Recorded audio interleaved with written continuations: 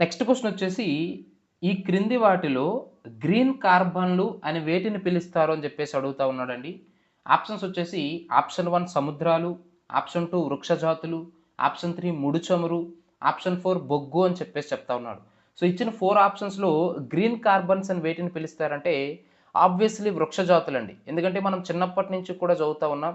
The carbon which is stored in the biosphere is known as green carbon అని చెప్పేసి. అంటే ఈ యొక్క జీవావరణంలో నిల్వ చేయబడినటువంటి కార్బన్‌నే మనం గ్రీన్ కార్బన్ అని చెప్పేసి చెప్తా ఉంటాం.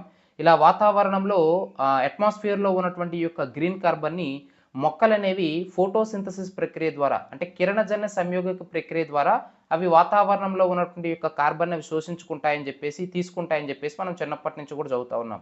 సో, కాబట్టి గ్రీన్ కార్బన్‌లని ఈ క్రింది వాటిలో వేటిని అంటారంటే ఆబ్వియస్‌లీ ఆ 4 ఆప్షన్స్‌లో మనము వృక్ష జాతుల్ని మనం ఈజీగా పికప్ చేయొచ్చండి. సో, గ్రీన్ కార్బన్‌లను వేటిని పిలుస్తారంటే సముద్రాలు, వృక్ష జాతులు, ముడి చమురు, బొగ్గులో ఆన్సర్ ఏమిటయ్యా అంటే వృక్ష జాతులు అనే విషయాన్ని మీరు ఇక్కడ గుర్తుంచుకోవాలి.